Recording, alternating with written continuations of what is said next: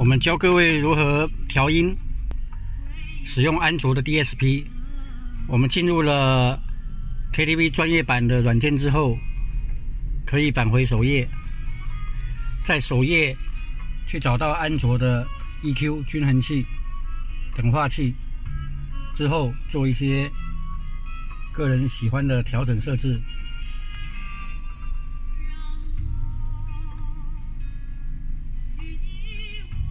还有一些音场的调整，之后再回到想唱就唱。所以在安卓的 DSP 可以调整一次，还有再来就是 KTV 的 DSP 稍微微调，麦克风上也可以调，以达到最好的效果。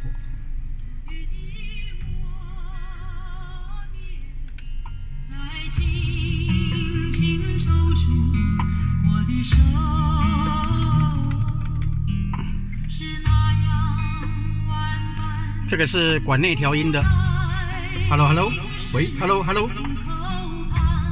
找不到一朵相送的花。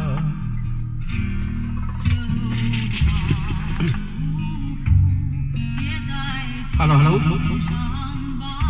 好，音量大小自己调。有个天涯。好，以上介绍，更多细节欢迎联络我，谢谢。